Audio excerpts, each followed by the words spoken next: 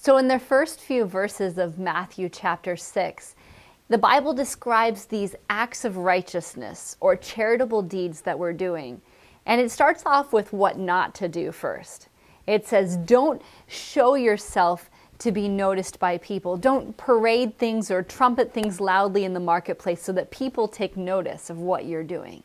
Instead, it says, when you do these acts of righteousness, don't let your left hand know what your right hand is doing.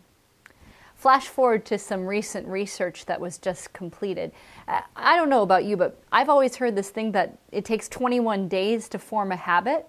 Well, there's recent research that says that that's not actually quite so accurate. It really depends on who you are and what kind of habit you're trying to form.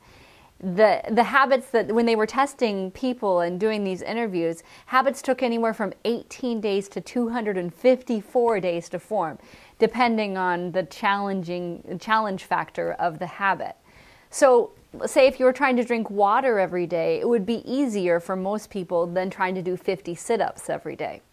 The average was about 66 days to form a habit.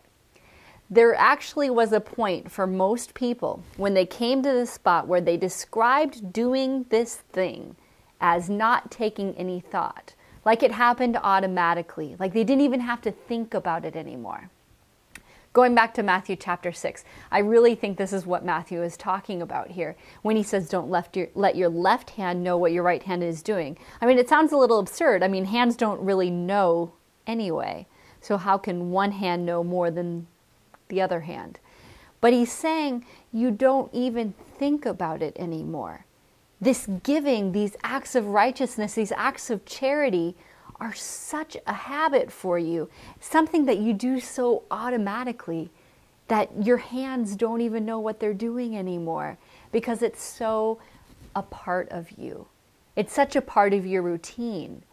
I mean, we have habits for everything. I mean, we have habits of sleeping in our socks or putting our toothbrush in a certain place or holding hands with our spouse or answering the phone in a certain way. We have all sorts of habits. But what habits do we have around giving? What habits do we have about these actions of God's kingdom in the world? This year, as we're forming new habits, I pray that you and I will take the time to really let the things of God become automatic to us, to where our hands are moving at the impulses of His love, where our hands are doing His works so much that we get used to it, to where we don't even think about it anymore.